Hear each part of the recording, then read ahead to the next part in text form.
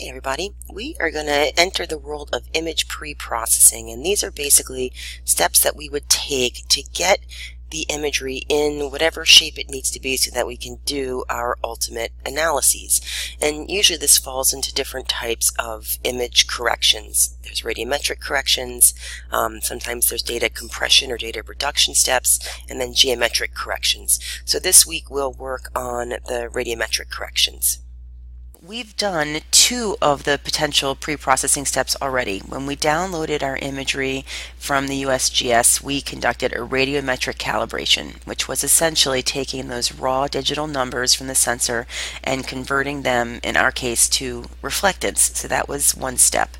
That essentially gave us at sensor reflectance. It was correcting for the sun angle and the date and the distance of the sensor above the surface and all of that, but it still wasn't correcting for the atmospheric conditions. So that was the second step. We did the atmospheric correction and we chose the dark subtraction so that we could convert that at sensor reflectance to at surface reflectance. So in other words, we were trying to approximate what the reflectance off the surface would look like as if there were no atmosphere interacting with the electromagnetic radiation between the surface and the sensor.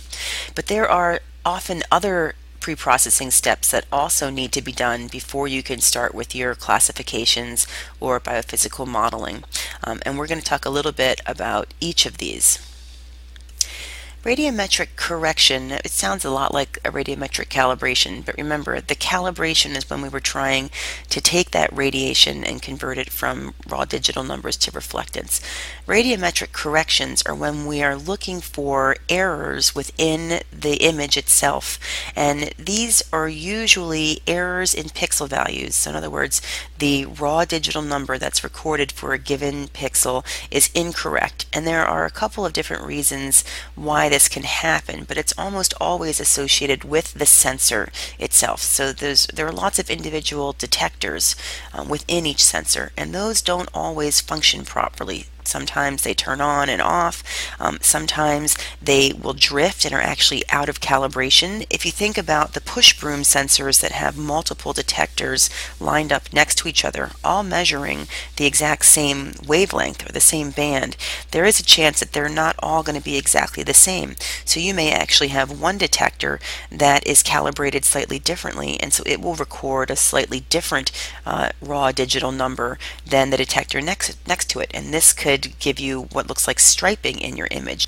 Sometimes there are just random bad pixels. The detector somehow turned off for that one location or didn't record for that one location, or there was an error in the file read, and you may have a pixel that just has a no data value, missing data.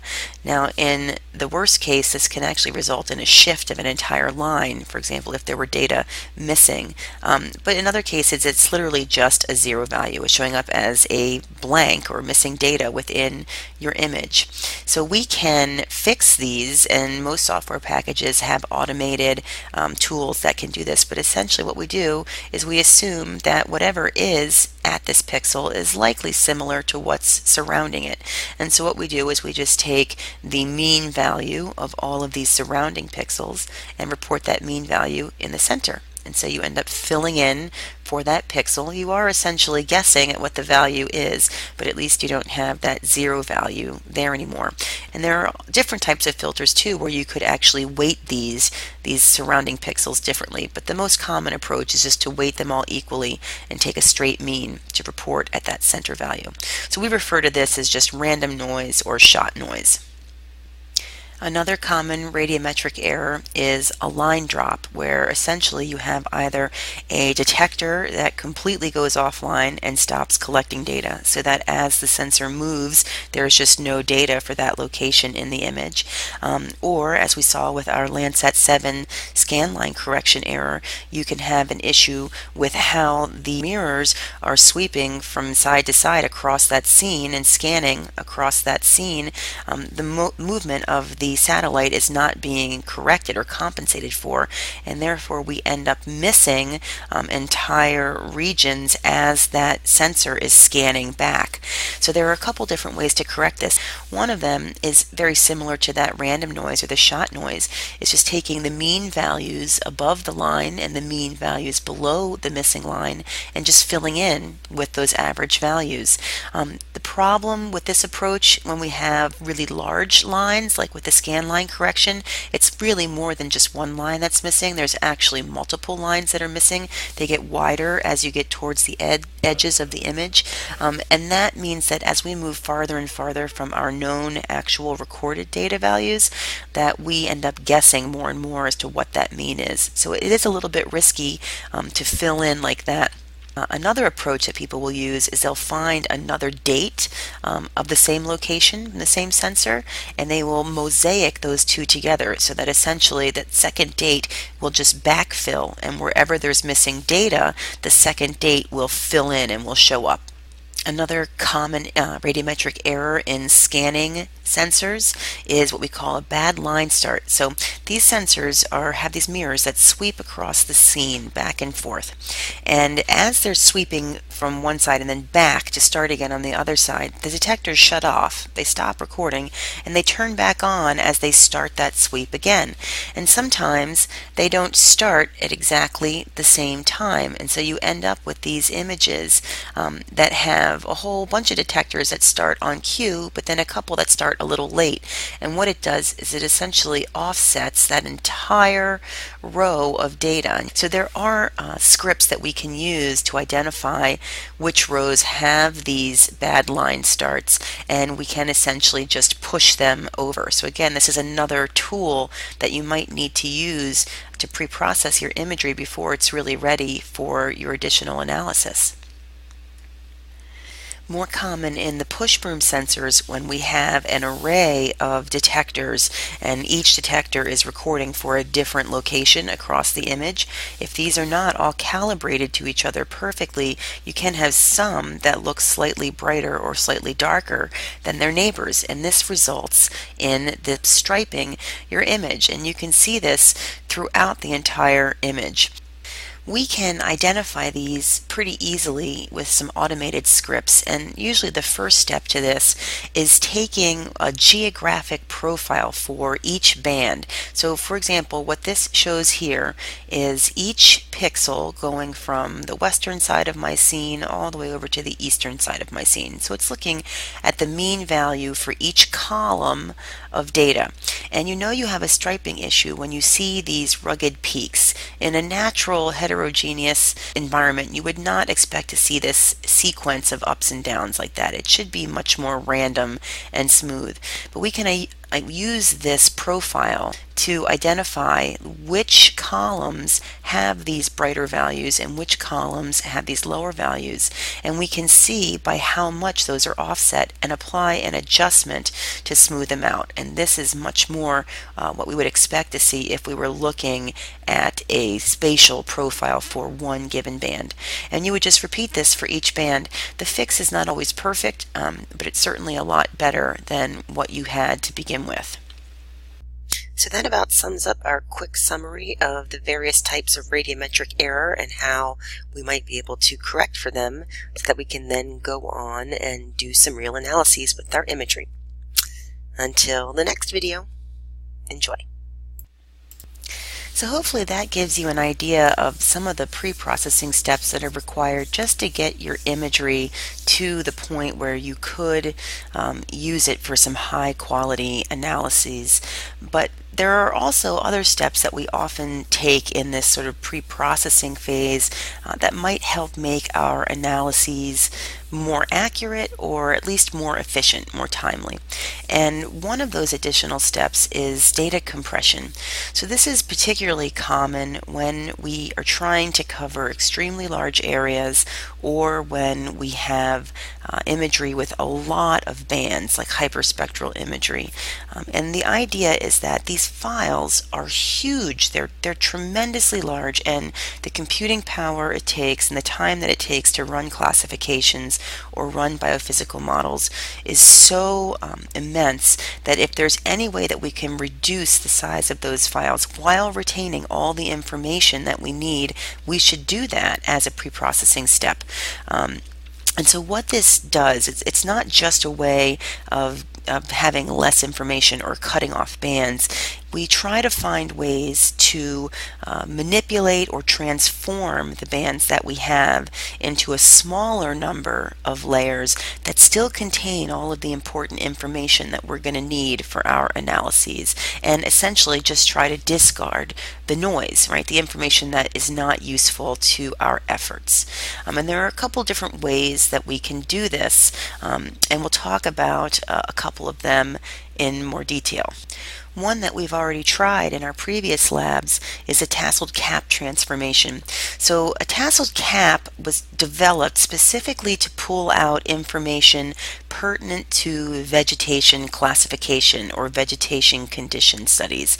And so they take all of the common multispectral bands that we have, and it adjusts them so that it can pull out information specifically to how bright each pixel is, how green each pixel is, and how wet each pixel is. So it's not just a random transformation, it's literally saying we want to take all of our original multispectral bands and transform them into 3 bands that are going to give us some very specific information.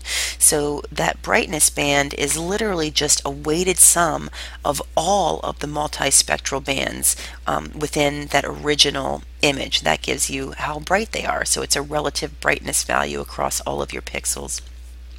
The greenness in a band is basically taking a ratio between that near infrared and the visible bands, and that, remember we talked about how vegetation tends to have high absorbance in those in the red band, and then very high reflectance in the NIR band. And so by taking the ratio between those two, it's essentially giving you a measurement of how much vegetation is within that pixel, or how green and healthy that vegetation is.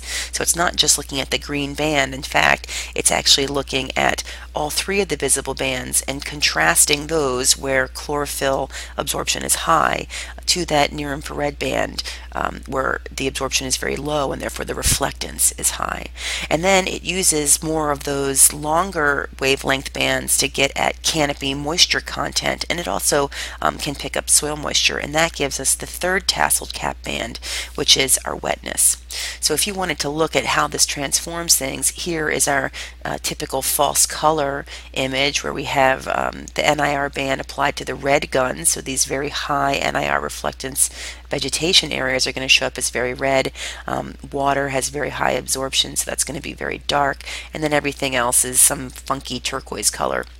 But when we apply that tasseled cap, we use those 3 bands, and if we apply red to the brightness or the first band, green to the greenness, the 2nd tasseled cap band, and blue to the wetness, you begin to see not just that these are different, but really you can distinguish how they're different. So the sandbar becomes very easily distinguishable from the vegetation, which is very different from the water.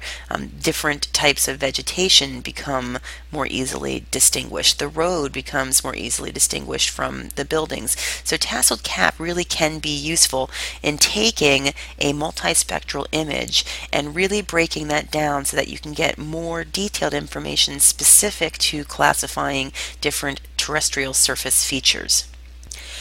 Another really common transformation that takes the original image with all of its multispectral bands and converts it to a smaller number of bands that contain the same information is the principal components analysis.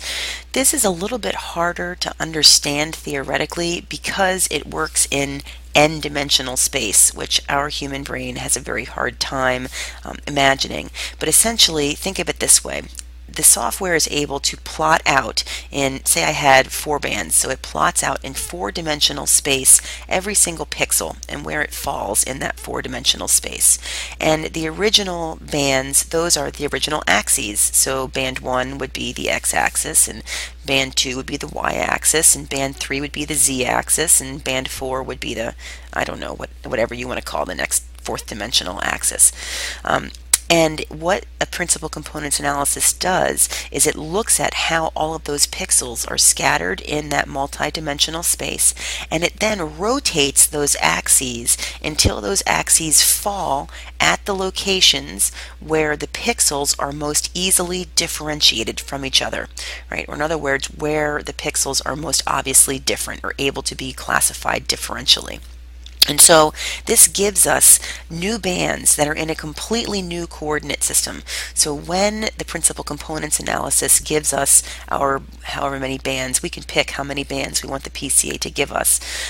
But essentially it's taking those bands, and each of those is actually some combination of the original bands, but they're not associated with any of the original bands themselves. One of the other nice things is that those new bands are orthogonal, meaning they're at 90 degrees from each other, so they're statistically independent. They're not correlated with each other. And the whole goal of the principal components analysis is to be able to still account for all of the spectral differences between all of the pixels while discarding any additional bands. And remember, these aren't original bands, these are these now transformed orthogonal bands, eliminating any of those that don't contribute to the variability between pixels.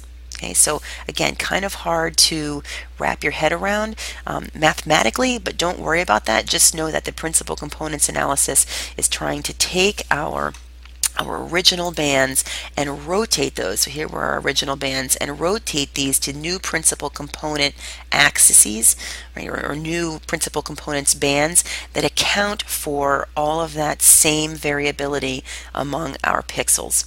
Now, what's really nice about the principal components analysis is that the first principal component bands that are created are the ones that account for most of the variability in the image. So these are going to be the ones that contain most of the information that we want to conduct our analyses. And then the later principal components bands are typically where all the noise gets lumped. And sometimes people have actually used these later or these lower bands to remove atmospheric noise, right? Because if it is just truly noise within the image, those principal component transformations will pull that out and essentially clump that into these lower bands. And so you can just choose to use, say, the first 3 or the first 4 bands of your principal components analysis, and by not using those later noise bands, you're essentially pulling out that atmospheric noise from your image. So there are actually some people who will use this as an atmospheric correction approach as well as a data reduction approach. Taking that same false color image that we had before, if we look at what the principal components transform looks like, you can see that this becomes really nice in distinguishing, particularly between those man-made surface features. The road looks much different from the buildings, which in the original false color it didn't so much. And we're still able to pick up differences in these sort of non-vegetated land from the water. We can even see some differences in roof structures. So it's really worked pretty well to pull out some of that variability from that original multi-band image. So remember, these 3 bands now contain information from all of the bands that were collected by this QuickBird sensor. So principal component transformations make pretty maps, pretty coverages, but we still have to be able to interpret those, because we first of all have to know, well, how much of the variability in our original image using all of the bands are we able to account for using this smaller number of PCA bands. And we can get that from something called the eigenvalues. So when we do a principal components transform, there'll be a new file created that is an eigenvalue file, and this will tell us the variance or the information content associated with each of those new principal components bands. right? So we can look at the first band and it will literally tell us how much of the total spectral variability is now contained in that one band.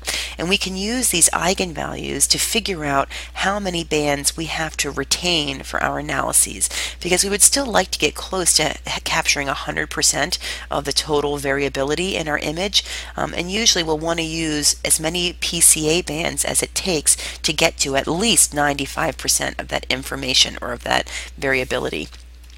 The eigenvectors, on the other hand, are used to help us interpret which of the original image bands are contributing to the loadings for each of those new principal components bands, right? So in other words, when those axes were rotated in the principal components transformation, okay, some of the original bands had a higher weighting or were closer to those new rotated principal components axes. And so we can use the eigenvectors to figure out which bands are contributing the most information to each of our principal components bands. So in combination, the eigenvalues telling us how much variability is being accounted for in each PCA band, and the eigenvectors, which tell us where that information is coming from, help us to interpret this principal components analysis. I'll give you an example of what this output looks like from a principal components analysis in Imagine. If you were to open the output eigenvalue file, you would just be given a list of numbers, and each of these numbers refers to each of the principal components bands. So this would be principal components 1, principal components band 2, 3, 4, and so on and so forth, for as many bands as you had in your original image. And the way that you can figure out how much variability is being accounted for by each of these bands is by basically figuring out what proportion of the total variability each band is. So if I took each of these bands, I now have it in Excel, and I calculated a total, and then I just figure out, okay, well, if I take this, right, and I divide it by the total, what do I end up with? That is basically the proportion of variance that's accounted for by that first band. I can do the same thing for the second PCA band. I take the eigenvalue that was associated with that band and I divide it by the total of all of the eigenvalues, and that gives me the proportion of variability that's accounted for by band 2. So if I were to look at this cumulatively, I can see that just in the first two principal components bands, I've got almost 99 or over 99% of the total variability, spectral variability in this image already accounted for by just these two bands. By the time I get down to the third band, I have less than 1%. So if I were to use this for my analysis, I may only need two bands to account for all of the variability in my image. The output file from the PCA for the eigenvectors, remember this is how much each of the original bands contributes to each of the new PCA transformed bands. That looks a little bit more messy because it has to be a matrix, right? We have to have each of the original bands in the image, and imagine the more bands you have, the larger this table will be, and also each of the PCA transformed bands. And so what this is telling you is that for that first PCA band, band 1, the original band 1 contributed 0.05. Now these are sort of unitless values. They're really just used to be to identify how much information they contribute relative to each other. So don't think of it as a percent per se, but essentially we're getting a value of 0.05 that band 1 contributes to PCA 1. So we can pretty much scan this and look through all of them. For PCA 2, that unitless number bounces up to 0.38. For PCA 3, it's negative 0.54. Now don't worry about the sign, it's the absolute value that matters. That's telling us essentially how strong, either in a positive or a negative direction, it's adjusting those axes for this new orthogonal fit. So we're up to 0.54 for that first band in PCA3. And what we're seeing is that it really isn't until we get out to that fourth principal components band that band 1 is really contributing the most information. And if we think about what we know about atmospheric interference, this makes sense because we know that those shorter wavelengths, like those blue bands in band 1, this is quickbird imagery, scatter the most. And so it makes sense that, as we talked about, the first PCA bands being the ones that really pull out the information relative to our surface features, and then these later PCA bands are where the noise seems to be compressed. You can see that it is this first band that is primarily contributing to the fourth principal components analysis. And from our eigenvectors, we know that it wasn't very much, right? So it was really less than 0.1% that was coming from noise due to this atmospheric interference. But it's just nice for us to be able to verify that, yes, indeed, that first band is really not where most of the information is coming from. So let's think about it. Let's look at PCA1. So for that first principal components band, then where is most of the variability in the pixels coming from? And we can see that it's really band 4 that has that highest eigenvector. Again, think absolute value. So band 4 is the one that's contributing the most to this first principal components band.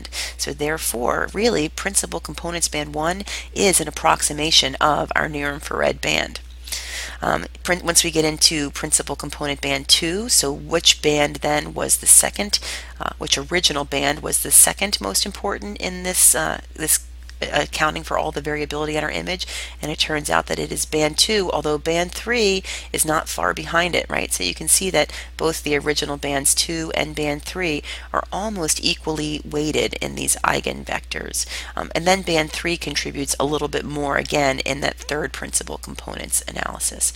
So it's kind of interesting. It helps you really understand how the original spectra are contributing to the variability in the image, but then lets you use these principal components bands instead for a more efficient classification or analysis of your data.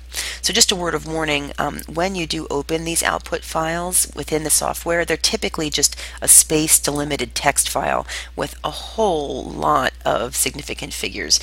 So you're going to get a bazillion decimal places. They may be hard to read, which is why I typically will open these in Excel so that they'll be parsed out into separate rows and columns, making them a little bit easier to interpret.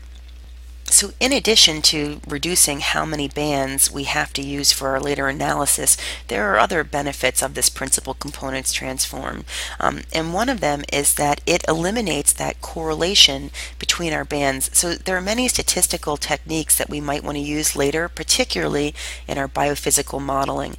But if we run a principal components analysis, there's no longer going to be correlation between bands 1 and 2, which is actually very common. Usually in the original imagery, if band 1 is high, it's likely that band 2 is also going to be high. And if band 1 is low, it's likely that band 2 will be low. This is just a straight statistical correlation, and it means that those two bands are not independent. And so it limits some of the statistical modeling that we can do with the spectra. When we run a PCA, we've essentially reorganized where those axes are, and because they're orthogonal, they're now independent. The other thing is that it actually can remove some of these other sources of noise. We talked about how it can often pull out the atmospheric interference in those later principal components bands, but it also has been shown to reduce some of this bad banding and striping, because often what will happen is if the PCA picks up that pattern like you would see in striping, it'll put that variability into one of the PCA bands. And so what you can do is you can go in, and when you're looking at each of the PCA bands visually in your viewer, you'll see that one of these PCA bands may actually just be stripes, almost like a mask of black-white stripes. And so if you remove that and don't use that band in your analysis, you've effectively eliminated the striping. So it's another really nice technique for eliminating some of those radiometric errors. If we were to compare that principal components and the tasseled cap side by side now, you can see that they're both really good at helping us to distinguish between what might otherwise look like pretty similar features. Which one you use really depends on your objective. What is the goal? If you really are trying to map vegetation or distinguish vegetation types, that tasseled cap can be really useful because we know it's pulling out information specific to vegetation, and that might help us distinguish different vegetation types. But if you're really just going for classifying different surface features, and you'd also like to remove some of the additional noise that might be in there, you could also just go with the PCA. And you'll see both of them used interchangeably. The one thing is you really can't use them together though, right? Because you can't say, for example, run a tasseled cap and then run a principal components on a tasseled cap, because the tasseled cap has already eliminated those original bands that might have information that the principal components transform would like to pick up. And vice versa, you can't run a tasseled cap on a principal components transformed image because it no longer has those original bands that are going to be able to be used in the equation to calculate greenness or wetness or brightness. Those new PCA bands are arbitrarily associated with those different characteristics now because they're not the original bands.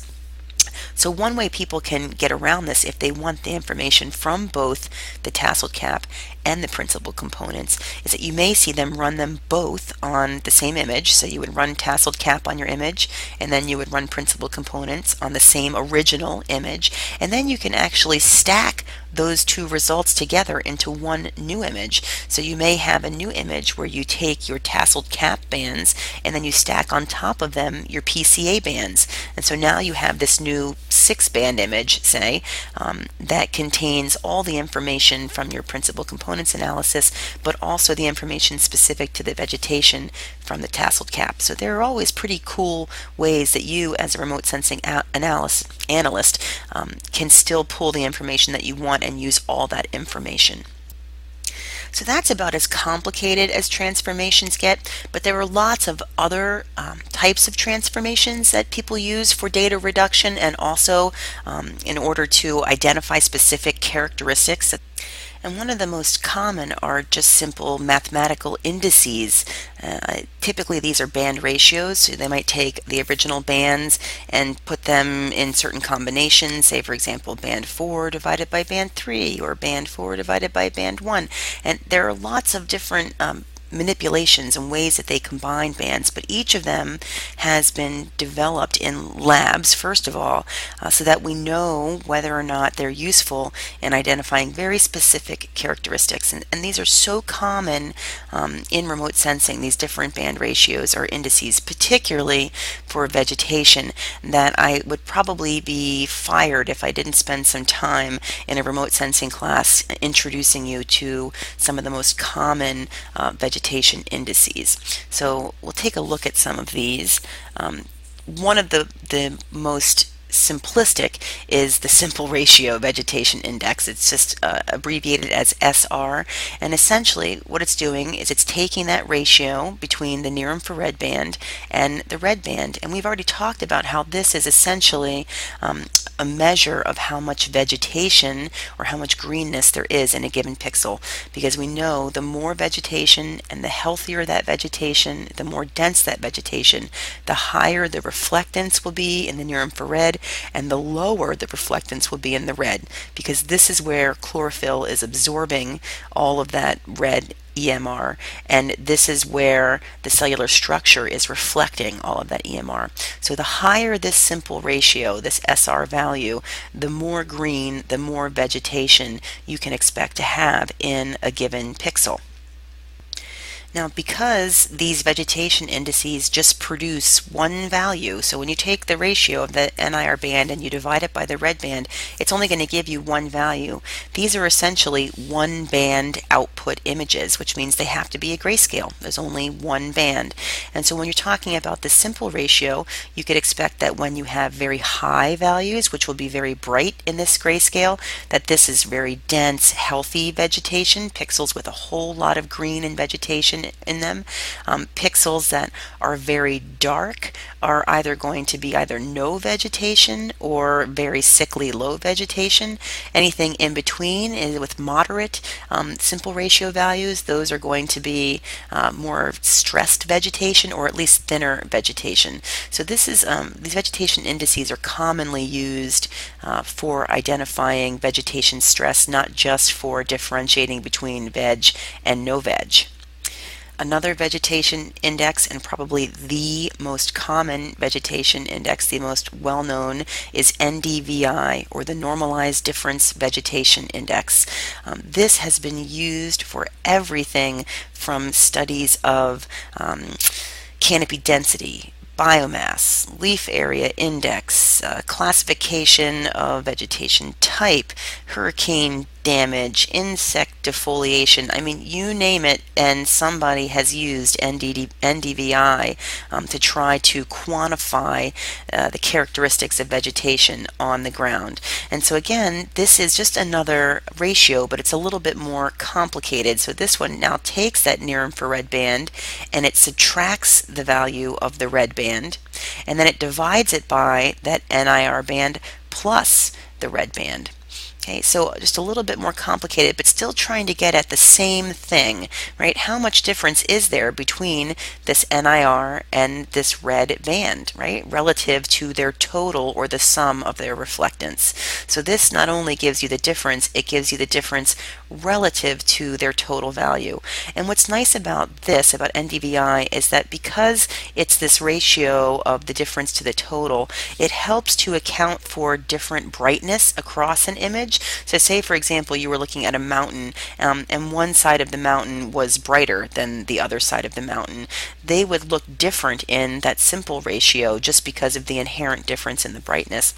But in NDVI, it would help account for those differences in illumination and really just isolate the differences between the NIR and the red bands. So since this is really just taking these two bands and combining it into one value, okay, again, we're only going to have one band. Why do we have a color image here?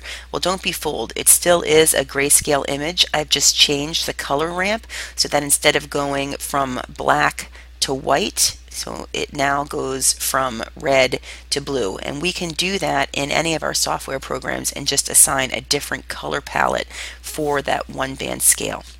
So it does make it look a little bit prettier than that black and white or the grayscale did. One other thing to keep in mind about NDVI, though, because it's a ratio of how different the NIR and the red is from the total of their reflectance, the values can only vary between +1 and -1. Okay, so you're never going to see values outside of that range. If you do, then you know you probably have an error in your pixel. So often, if people are calculating NDVI, they'll go back and they will mask any pixels that fall outside of this 1 to -1 range. Just to give you an example of how these stack up against each other, here's our false color, here's our simple ratio, and here's our NDVI. And you can see that they look fairly similar. In fact, the NDVI looks a little bit more washed out, but really it's just because the NDVI shows more subtle differences. And I'll give you an example here. If you check out this region right here, which is some sort of a parking lot, it looks really similar to a lot of these other suburban areas, whereas in the NDVI values, you can see that they really do look a lot different. This looks different from what we're seeing over in here, whereas the simple ratio couldn't pick that up.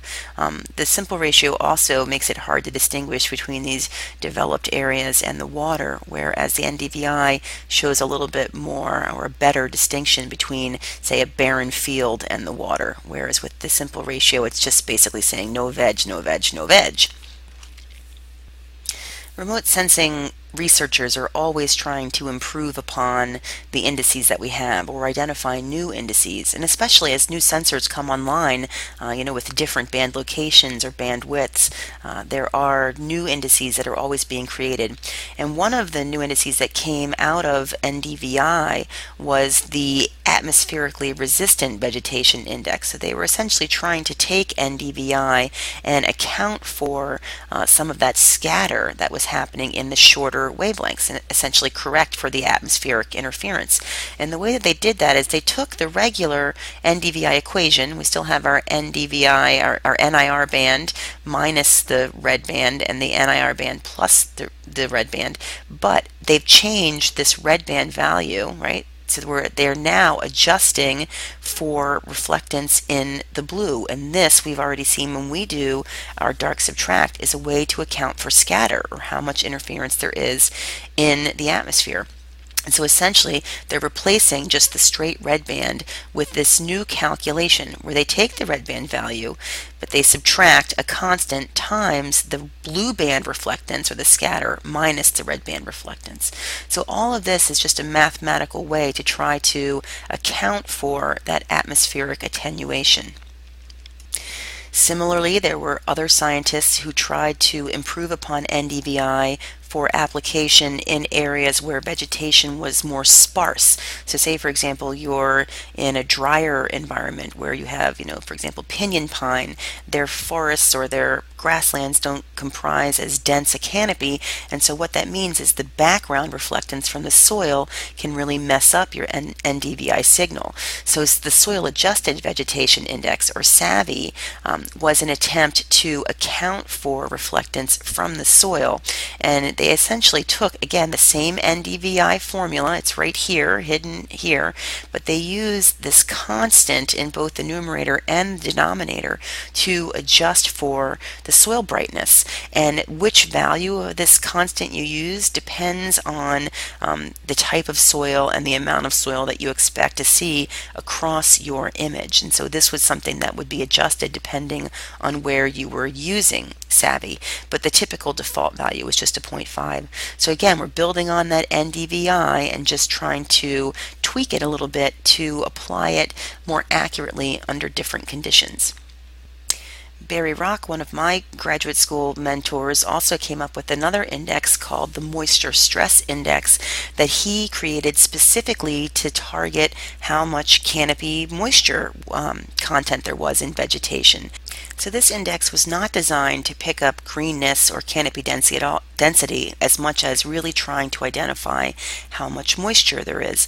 And therefore he used a different band, and it was built off of the Landsat TM5 sensor, but essentially he took this mid-infrared band, which he noticed in the lab was very sensitive to vegetation moisture content, and he still wanted to ratio that against the near-infrared band so that he could still make sure he was targeting how much moisture there was relative to vegetation, not just how much moisture there was in general. So he wanted to be able to distinguish between, say, for example, a wetland and a canopy that was either really hydrated or really dry. So this was another common index that was used for vegetation stress studies, and it's not just that it was useful for droughts. People will even use this for predicting fire severity or sensitivity to fire. In other words, how likely is it that a given stand will burn? Fuel loads, for calculating fuel loads. Also, a lot of other vegetation stress agents, such as insects or pests or pathogens, will actually create symptoms of water turgor loss, loss of water in the canopy, because they impact the xylem that bring water up to the vegetation. So this became a really useful index for all sorts of vegetation condition monitoring. Whereas Barry Rock's moisture stress index was sort of comparable to that simple ratio for vegetation, the infrared index here is sort of comparable to that atmospherically adjusted vegetation index. So it's the same formula that Barry Rock was using, right, where you have that mid-infrared and you're dividing it by the near-infrared, but they're actually taking the difference between those two bands relative to the sum of reflectance from those two bands. So again, we're getting now a relative ratio that tells us not just how much moisture is in a canopy, but also tries to get at the vegetation biomass. So again, this is the same approach that they used to go from the simple ratio to NDVI. This was more remote sensing scientists going from that moisture stress index to this infrared index to try to get a little bit more of an accurate picture of plant biomass and water stress within that biomass. I've covered here just some of the most common vegetation indices and really just focusing on vegetation indices, but I have to point out that there have been indices that have been created for all sorts of applications, for identifying different minerals, for identifying or differentiating snow depth or snow water content, for all sorts of agricultural production. There also are a suite of vegetation indices that are based on hyperspectral sensors, or in other words, that vegetation indices that must have very narrow bands that go into their calculation because they are targeting very specific absorbance features. And I'll give you an example. There are actually indices that quantify only, they target the chlorophyll A content, right? Not just chlorophyll, but chlorophyll A content. There are other indices that actually quantify how much cellulose is in a particular plant. In other words, how strong is the cuticle of a given vegetation within a pixel. Or there are hyperspectral indices that target chlorophyll fluorescence, so not just the chlorophyll structure, but actual photosynthetic activity measured as fluorescence off of a leaf. So when you get into these hyperspectral sensors, the indices that are available to you just go through the roof. And I don't expect you to memorize all of those, but you should know that there is a lot more out there. And if you did have a very specific objective in mind, you would likely want to comb through the literature first to see which ratios can be used with your given sensor that might help you accomplish those goals. But one thing to keep in mind with all of these different indices is that they are typically calculated on reflectance images. So when you see that, NDVI is the NIR minus the red divided by the NIR plus the red, they're not talking about the raw DN values, they're talking about reflectance values. So you have to first do a radiometric calibration to convert your bands to reflectance, and then you would run these indices on those. And then also you would typically want to make sure that you've already atmospherically corrected your image before you run these indices. Okay, but keep in mind, you just have to know how your index is meant to be run before you calculate it. You shouldn't just be, going in there and just applying some mathematical calculation. You have to make sure you're applying it to the right thing first. So that pretty much wraps up our introduction to digital image pre-processing. And as we move through the rest of the semester, we'll move into some of the analyses, the classifications, and the biophysical modeling. So hopefully this was enlightening to you, and now you can talk like someone who really does understand remote sensing pre-processing, and we'll get to practice that in our lab. So until then.